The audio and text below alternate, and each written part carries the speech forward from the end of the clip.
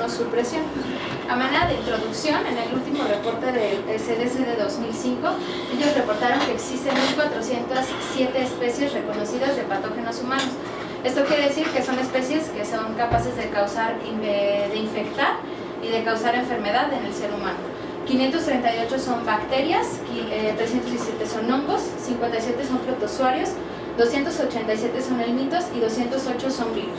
El día de hoy vamos a hablar únicamente de uno de estos virus, que es el virus varicela zoster, el cual es un alfa herpes virus que tiene la capacidad de producir infecciones neurocutáneas, presentándose primero como varicela, generalmente en la infancia. Se dice que aproximadamente el 95% de la población va a estar infectada antes de los 18 años. Posterior a esto, tiene la capacidad de establecer latencia y de reactivarse y presentarse como herpes zóster, enfermedad que si se presenta en cualquier estado de inmunosupresión causa un cuadro clínico completamente diferente al que se presenta en una población sana, población general, teniendo así también una epidemiología diferente. Se dice que en población general el riesgo de presentar la enfermedad es de 32% a lo largo de la vida, comparado con inmunosuprimidos que lo presentan hasta el 30 a 50% de la población. Las complicaciones en la población general son de 10%, comparadas con inmunosuprimidos que se presentan hasta el 40%. Y la necesidad de hospitalización a la población general es menor de 1%, comparada con inmunosuprimidos, que es de 3%, lo cual representa un porcentaje significativo. Para poder revisar el tema, preparé la siguiente agenda. Lo primero que vamos a ver son los herpes virus, la definición y los síndromes clínicos asociados a herpes zóster. Posteriormente vamos a ver qué es inmunosupresión, para que podamos ver realmente de qué estamos hablando y hablemos en el mismo idioma. Posteriormente vamos a ver qué es herpes zóster en los distintos escenarios de inmunosupresión, para ver cómo se presenta, cuáles son los factores de riesgo que se han logrado asociar a la presentación de la enfermedad. Y posteriormente vamos a ver qué hay o qué existe escrito sobre el tratamiento en esta población, que es una población especial. De vacunación, últimamente pues todos que hablamos de la vacunación para el herpes, para prevenir herpes. Sin embargo, ¿qué hay de esto en inmunosuprimidos? Es lo que vamos a revisar, las conclusiones y las perspectivas, ver qué podemos hacer después de la revisión de la información. Como primer tema, bueno, los herpes virus, el herpes viene del griego herpei, que significa que se arrastra. Este nombre se le puso por las características de las lesiones que se iban diseminando por la piel en la primera infección, que es la varicela, ¿no? Entonces, el hecho de que se fueran moviendo, le pusieron que se arrastra, es el griego herpes. Existen en la familia de los virus herpes, en todas las familias existen 80 en total. Solamente 8, que son los que están en esta lista, son capaces de causar infección en el humano. Los alfa herpes virus son los herpes virus tipo 1, tipo 2 y tipo 3 o virus varicela zoster. Estos virus tienen, en general se considera que son los más agresivos porque tienen la capacidad de generar latencia en el ser humano, de reactivarse y de causar nuevas infecciones.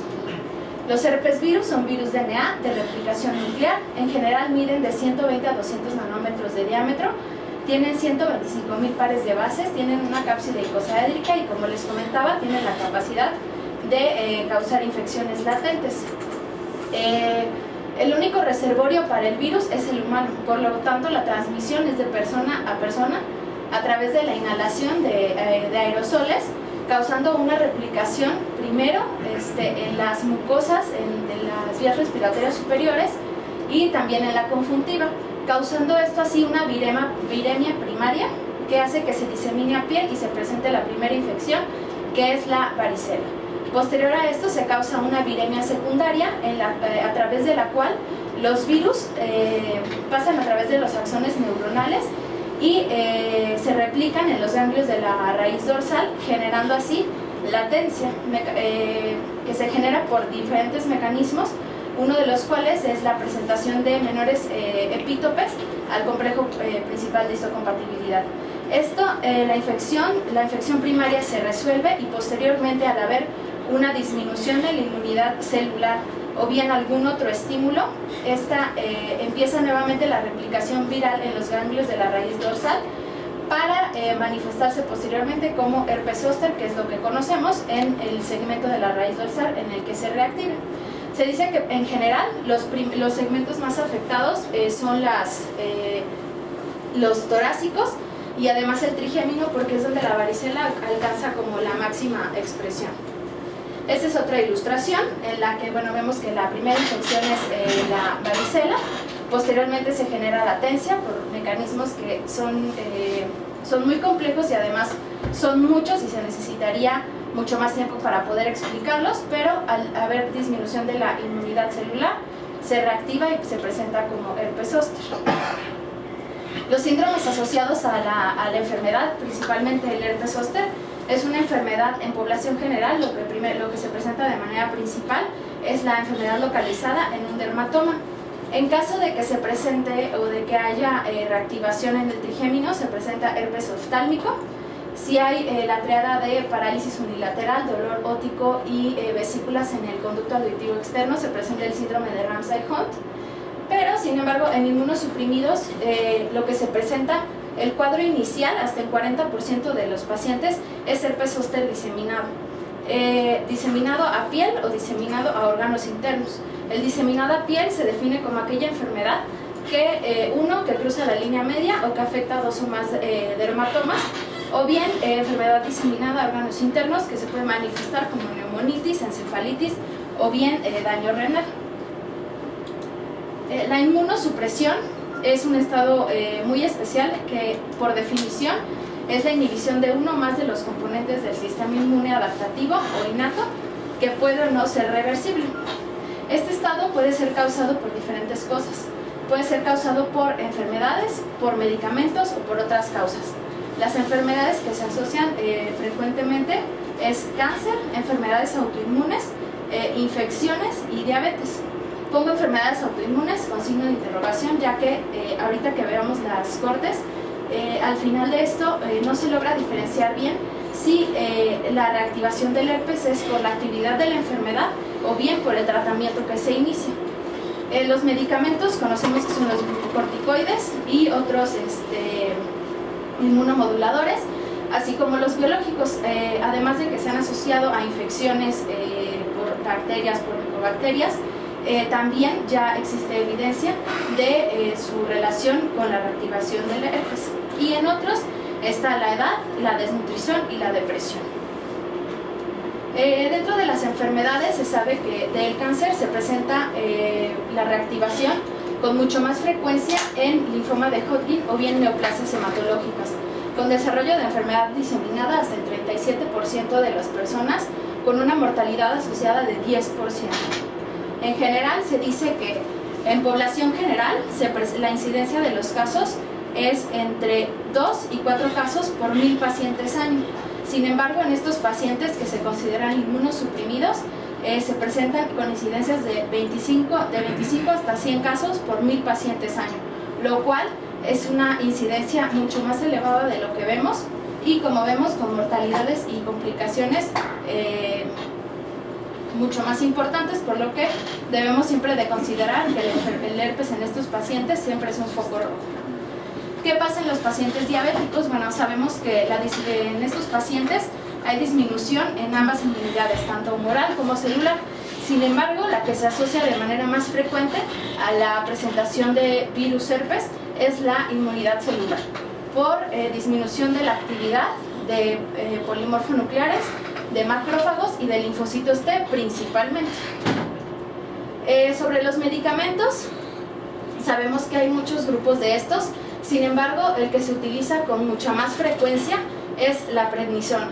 Y sabemos que la prednisona a dosis mayores de 20 miligramos al día va a ser una dosis inmunosupresora, y a partir de eso nosotros vamos a considerar que los pacientes están inmunosuprimidos. Todos los demás medicamentos, son dosis dependiente, que vamos a ver más adelante a qué dosis se considera que están gravemente inmunosuprimidos.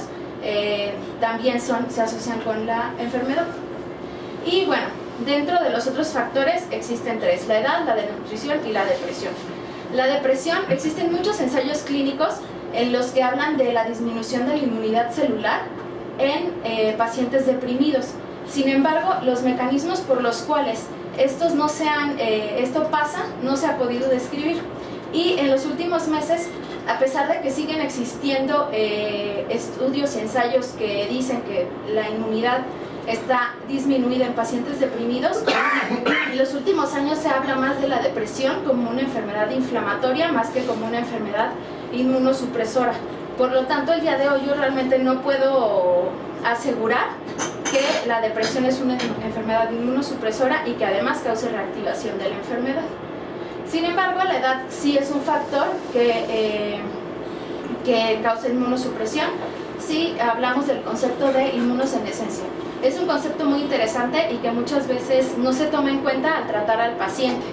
¿Por qué? Porque consideramos que deben de tener inmunidad normal. Sin embargo, ya existen muchas revisiones en las que se ha demostrado que tienen disminución de la función principalmente. Tienen un número conservado de células, sin embargo sus funciones en general están disminuidas.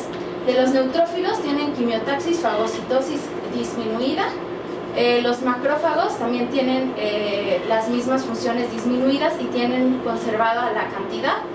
Y en las células dendríticas tienen menor capacidad para presentar antígenos, por lo tanto, esto es uno de los factores que se asocia con la reactivación del herpes.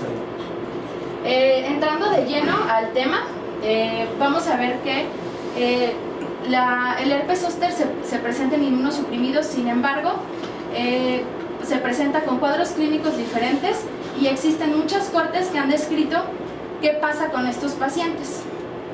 En la primera corte que les voy a presentar es una corte de pacientes con lupus a 3 años de seguimiento. Los autores en un inicio de este estudio intentaron describir factores asociados con la enfermedad y factores asociados con el tratamiento. De los asociados con la enfermedad, ellos describen que hay citotoxicidad anormal de las células T, lo cual resultaría lógico en el por qué existe más reactivación de herpes zóster, la presencia de nefritis lúpica, de anticuerpos anti-SM a títulos altos y el índice de actividad de la enfermedad. Y en asociados al tratamiento, ellos describen el uso de glucocorticoides y de otros inmunosupresores. Sin embargo, cuando ellos hacen el análisis final, únicamente hicieron el análisis de los factores asociados al tratamiento, que son los que les muestro a continuación. En las características basales, definitivamente hay mayor uso de prednisona a dosis altas en pacientes con lupus que en los controles sanos. Y igualmente de uso de inmunosupresores es mucho más alta el número de los pacientes que lo usaron que en la población general, obteniendo como resultado una incidencia de 37.7 casos por 1000 pacientes años en el grupo de lupus contra 5.1 en la población general, que es lo que sabemos ya de cajón. En este trabajo llama la atención que, todos sabemos que la incidencia de herpes, como lo mencioné anteriormente, aumenta con la edad. Ellos en este caso encuentran que el mayor grupo que tiene mayor riesgo para desarrollar herpes fue el grupo de 18 a 24 años, lo cual ellos intentan asociarlo al uso de dosis altas de prednisona y probablemente a mayor actividad de la enfermedad. Sin embargo, al final del trabajo ellos no hacen este análisis y solamente lo asumen. Por lo tanto, lo único que podemos decir de esto es que en pacientes con lupus que tienen entre 18 y 24 años, el riesgo sí es más alto. En otra corte de pacientes con artritis reumatoide, ellos dividieron la enfermedad, más bien hicieron 3 grupos de tratamiento en enfermedad leve, moderada y grave. Aquí es importante mencionar que ellos no utilizaron ningún índice para gravedad de la enfermedad, ni para actividad, ni nada de ellos.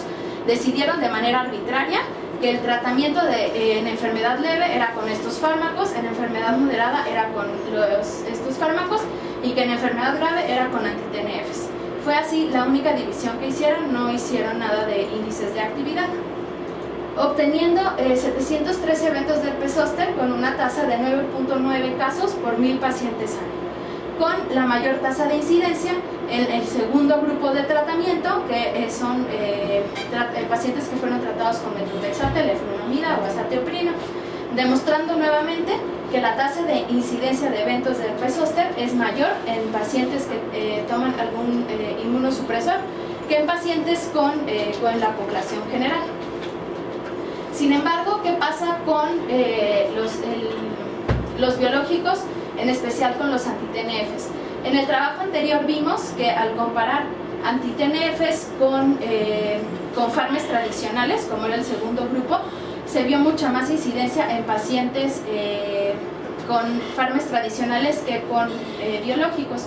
Sin embargo, en este metaanálisis que hicieron en el 2013, ellos encuentran que con adalimumab hay un riesgo relativo de presentar de 1.5 con 85 eventos por 6.300 pacientes año.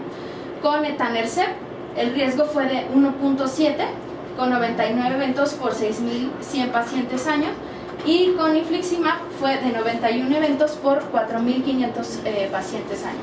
Aquí lo que vemos es que con adalimumab y etanercept lo único que observamos es una tendencia a que el riesgo aumente. Sin embargo, con infliximab definitivamente el riesgo es más alto, y esto resulta significativo.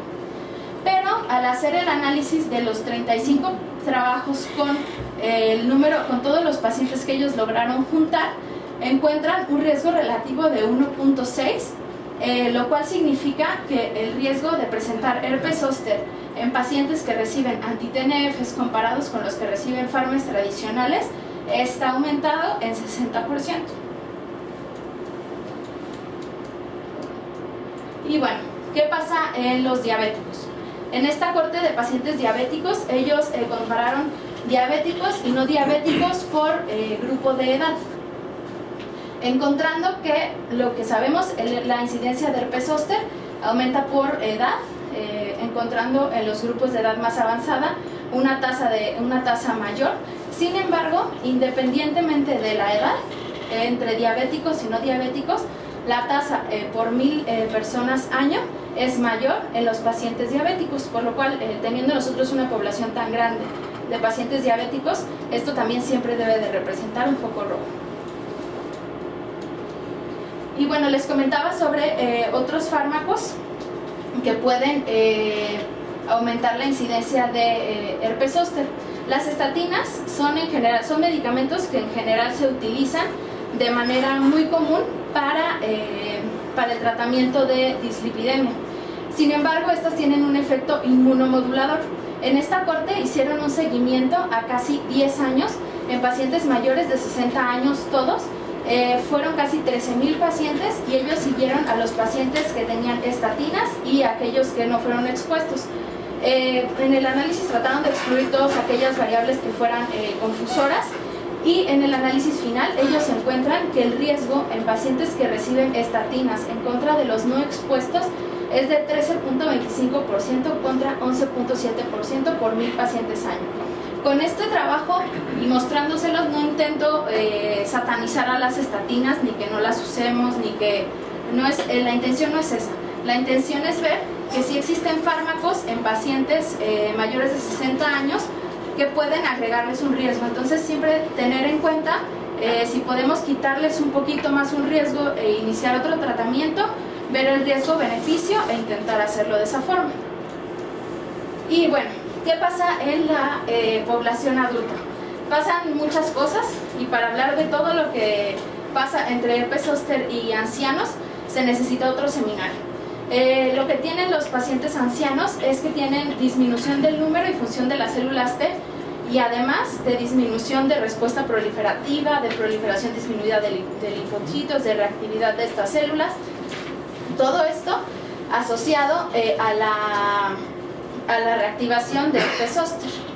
Sabemos que la incidencia aumenta con la edad, y en general se dice que en pacientes mayores de 80 años hasta un 60% de los de más de 80 años ya habrá presentado herpes zóster.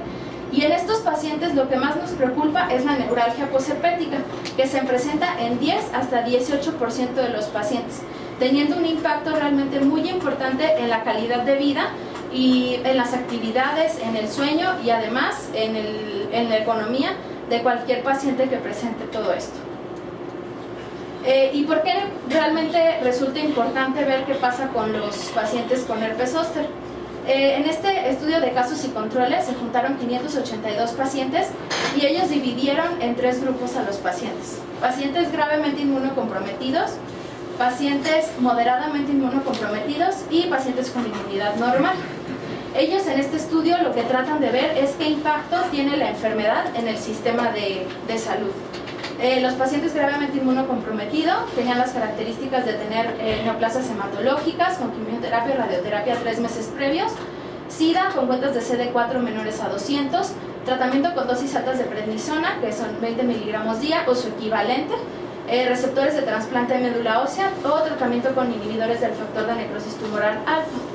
Y los pacientes moderadamente inmunocomprometidos, ellos toman pacientes con enfermedades crónicas como diabetes, pacientes que hayan tomado glucocorticoides por menos de 14 días o bien dosis bajas de metrotexate, menos de 4 miligramos kilo semana, dosis bajas de azatoprina, que son menos de 3 miligramos kilo día, y dosis bajas de 6-mercaptopurina, que son menos de 1.5 miligramos kilo día.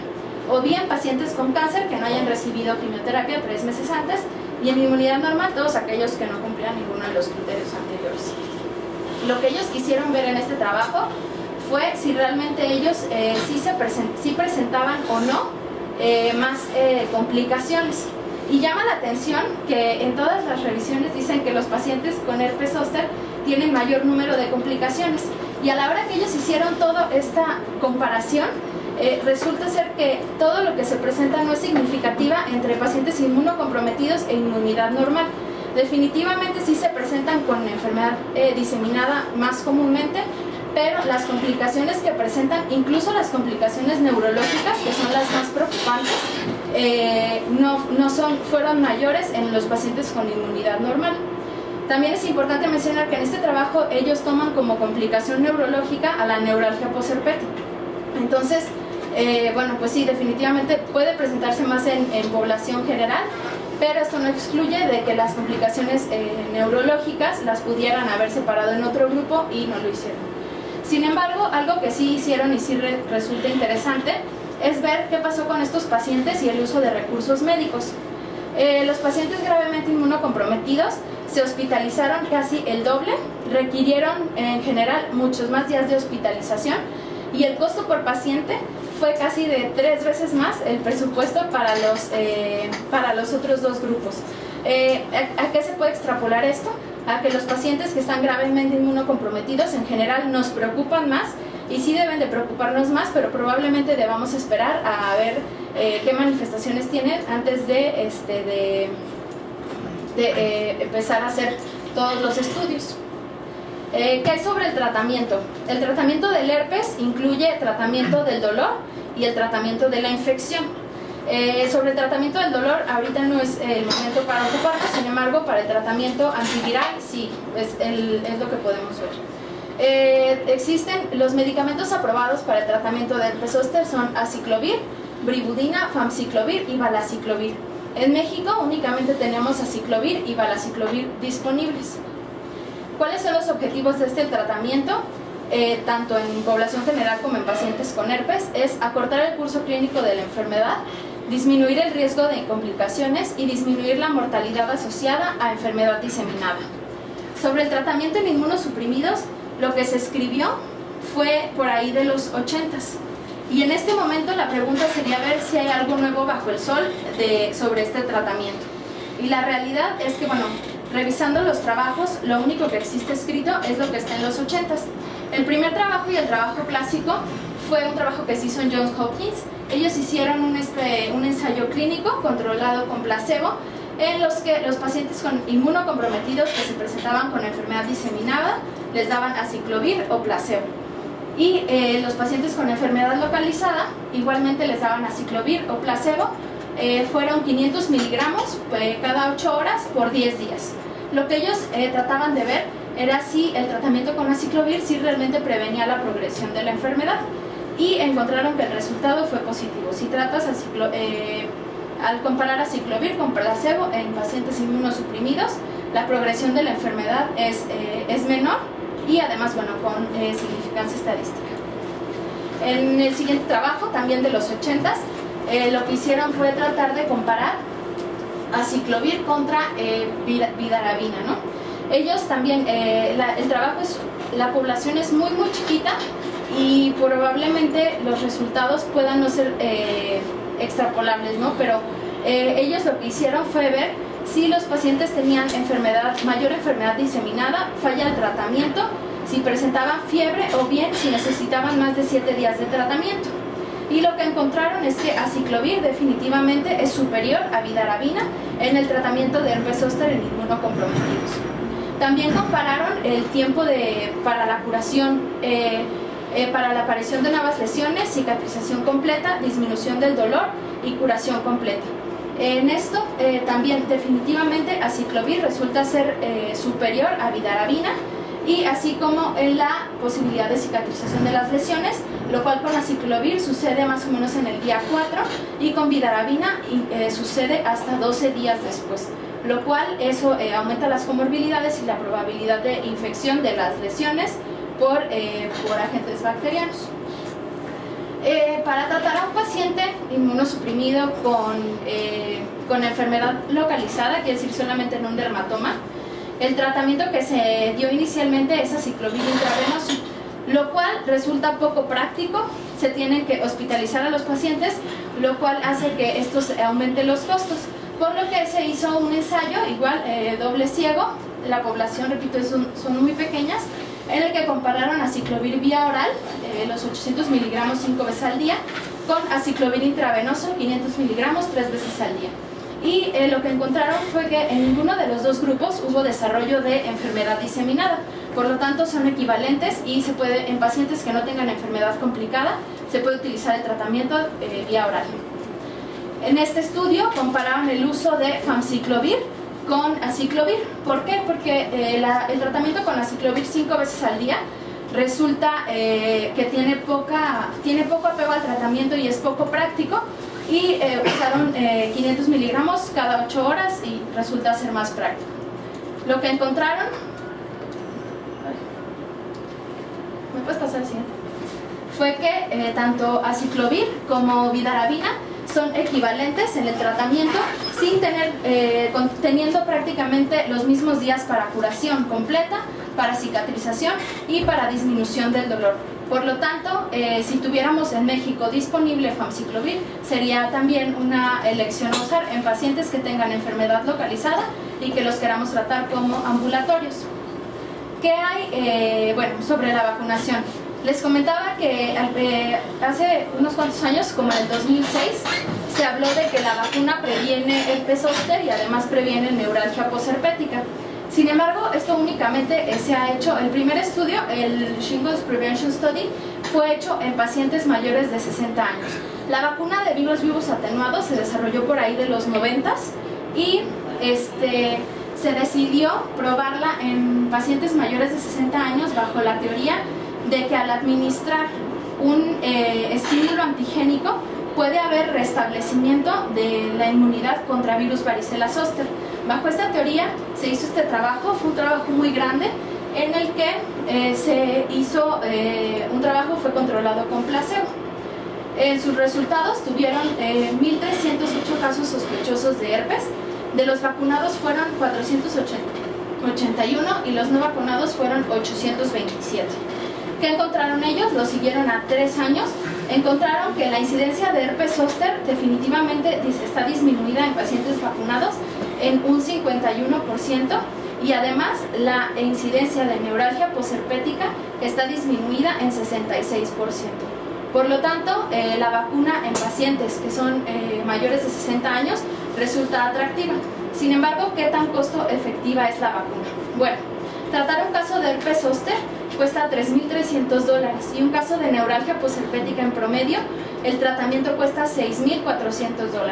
La vacuna para ambos casos cuesta $120 y el número necesario a vacunar para prevenir un caso de herpes zóster es de 17 y para prevenir un caso de neuralgia posherpética es de 31.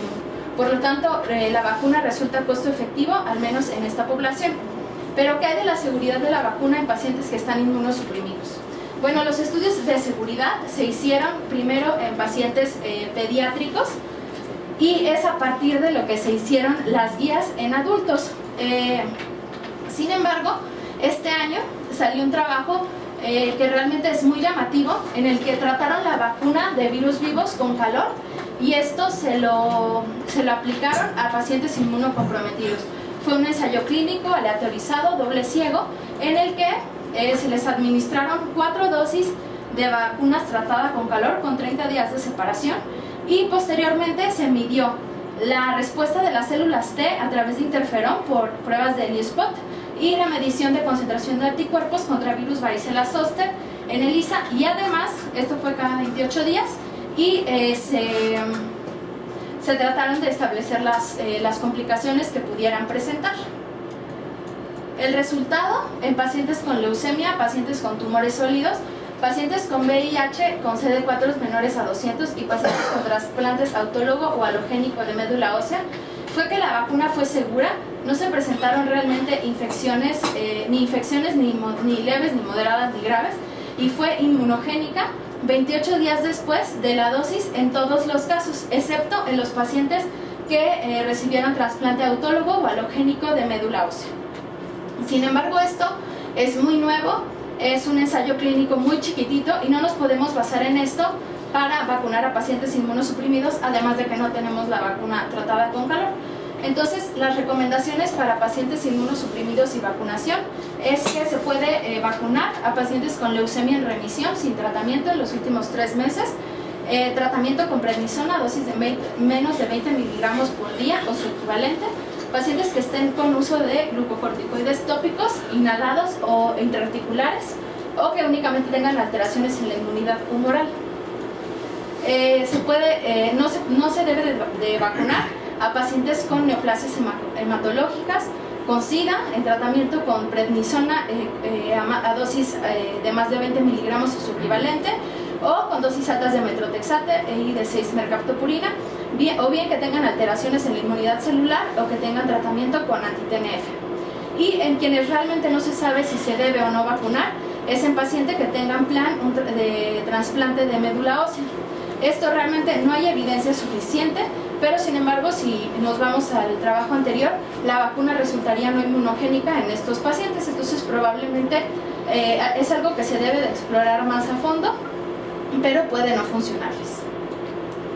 En caso de que tengamos tiempo y que no nos estén agarrando las prisas, ¿a quién y cuándo los debemos de vacunar? En general, las recomendaciones es de vacunar a pacientes que tengan enfermedades de la colágena, que tengan cáncer y que vayan a recibir quimioterapia. ¿Cuándo hacerlo? 2 a 4 semanas antes de que se esté planeando el tratamiento inmunosupresor.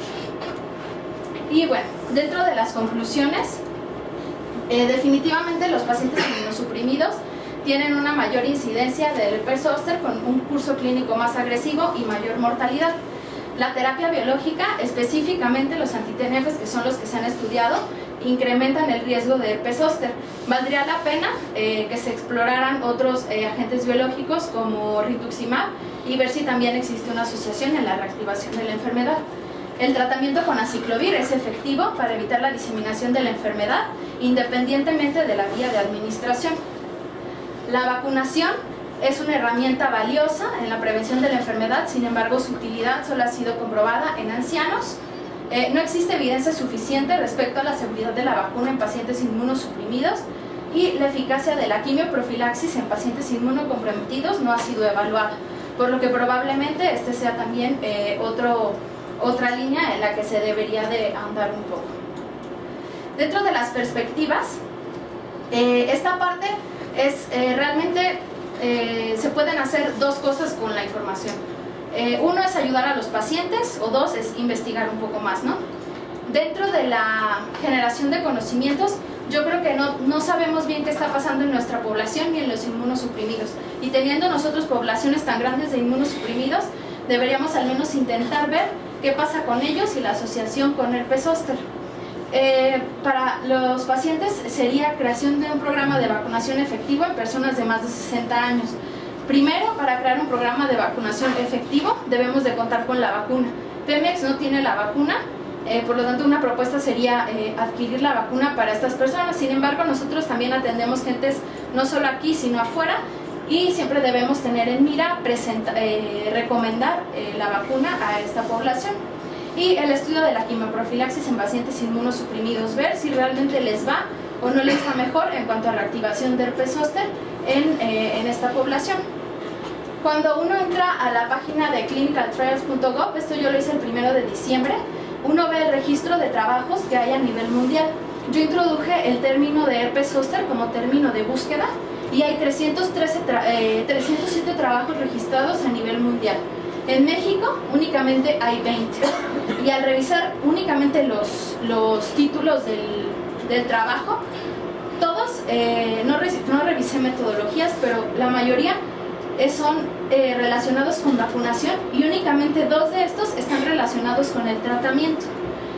Hablando de que los estudios de tratamiento en inmunosuprimidos, la mayoría son de los 80s, yo creo que el área es muy fértil para poder desarrollar líneas de investigación. De la parte de las vacunas y la neuralgia posherpética no entendí bien. O sea, si yo vacuno a la gente, ¿es menos probable que le dé neuralgia posherpética o la doy como tratamiento? No. En el estudio que hicieron en el grande de New England, en el primero que se hizo en vacunas en mayores de 60 años, lo que ellos observaron es que a los que vacunas, o sea, el 50% hay disminución de la incidencia. Y de los que les da la enfermedad, les da los que se reactiva la enfermedad, herpes zóster, a los que les da herpes zóster tienen la enfermedad con menor, o sea, es menos grave y por lo tanto tienen menores complicaciones. Eso fue la observación que ellos tuvieron. ¿Cuál es la pregunta? O sea, sí, no es un tratamiento, o sea, si tienes herpes zóster ya una vez, a los mayores de 60 años, mientras le está dando el herpes zóster no lo vacunas. No es un tratamiento, es una prevención. Lo vacunas. Digo, la teoría es que al tú administrar un estímulo antigénico en una persona de más de 60 años, tú aumentas la respuesta de las células al virus de varicela zóster. Entonces con eso puedes disminuir esa es la teoría, que se reactive la enfermedad. Que tenga la actividad, las vesículas y todo eso. Pero la neuralgia posherpética, ya que se murió el virus, que se quitó la costra de la piel, todo eso ya es por un efecto desmielinizante, que no tiene que ver con que haya un virus o no. Pues sí, pero a los que les dio la enfermedad vieron que disminuyó, o sea, a los que les dio la enfermedad, de los vacunados a los que les dio la enfermedad, tuvieron 60% menos de neuralgia posherpética que los no vacunados con enfermedad. Fue una observación. ¿La vacunación fue previa al evento? O sea, el tratamiento hicieron vacunados y placebo. Ajá. En los vacunados tuvieron 800 eventos de herpes, 400 fueron en vacunados y los demás fueron en no vacunados. Bueno, fueron más de 800 porque eran más de la mitad en no vacunados. De los vacunados a los que les dio herpes, incluso con la vacuna, tuvieron 60% menos de incidencia de neuralgia posherpética que a los no vacunados que les dio la enfermedad.